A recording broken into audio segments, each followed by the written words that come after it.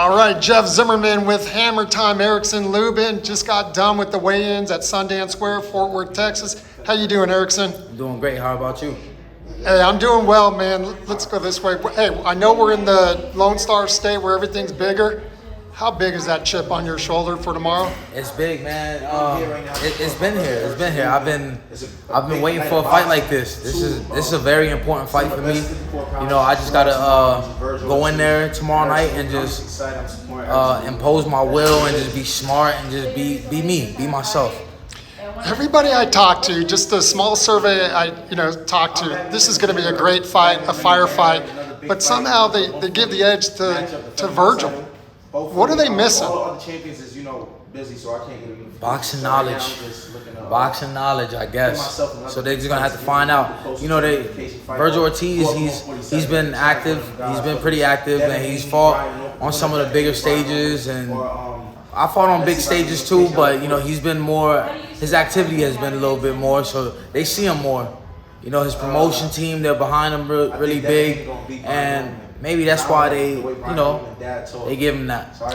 And I know when we interviewed about 3 weeks ago, you're not big on social. I think you shut it off that day, Twitter. But man, you're a hell of a promoter. Like, I mean, it seems like you've been carrying this promotion. I mean, do you think that could be part of it, that people just never hear from you? I don't know. Honestly, I'm just speaking from the heart, man. This is how I really feel. So like me telling you guys on camera and stuff like that, it's a little extra, I guess. So I guess people are starting to see me be more vocal. Yeah, and you mentioned being at 154. Your whole career, which is unheard of. It's almost like a Marvin Hagler staying at 154. A lot of guys struggle. You know, Ortiz went through that. You know, he had some health issues trying to get down in weight and stuff like that. Talk about just maintaining weight and staying in the gym. I mean, I can get pretty big as well. I ain't gonna sit here and act like I ain't never been big, because like even before the Charlo fight, I was massive. But I just feel like I haven't got my just doing at 154 pounds yet, like to win a world title and just be that #1 guy. But tomorrow night for me is that day for me. It's when I get all my glory. And you know, talking about the other weight classes, you know, I feel comfortable at 154 pounds. It wasn't that much of a hassle to go ahead and make weight. I made weight right on the dot. Like I said, I told my brother the other day, I'm like, I'm gonna get on the scale at 154 exactly. Like I purposely wanted to make 154 pounds on the dot. I could have made 153. I feel good at 154. So. Yeah, and you and Vergil, I mean, the respect is obvious. I know he's not overlooking you. You're not overlooking him. It seems like you guys are kind of cut from the same cloth. Yeah. You know, that you'll give an answer if asked, but you're not out there, tooting your own horn and everything. Do you see that in Vergil?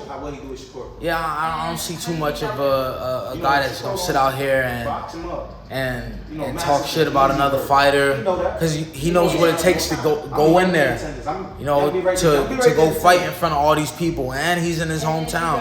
So I feel like he's a humble guy. He is a humble guy. He invited me to some barbecue after the fight. So I'm excited for the matchup.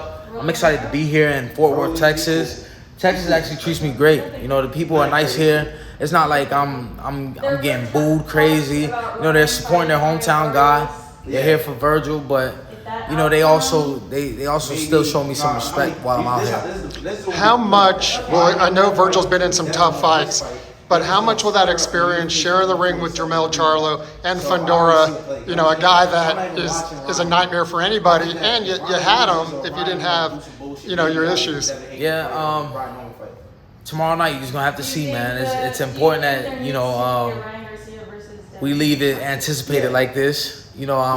I could say whatever. It don't really mean much. I could say I'm gonna do this, I'm gonna do that, but tomorrow night you will see, and that's what's important. I'd rather show you than tell you. Well, I got one question, a prediction from you. I just talked to Devin Haney.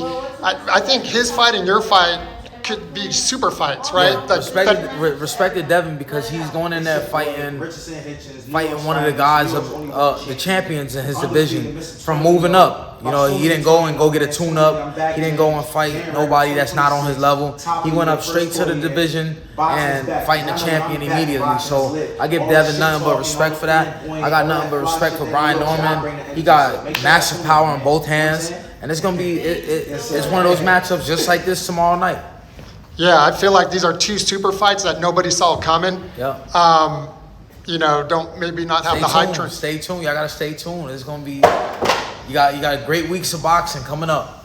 What should we expect tomorrow night? A W from Erickson Lubin. Yeah, that's all that matters. Awesome. Thanks, champ. Yes, sir. Thank you, Jeff.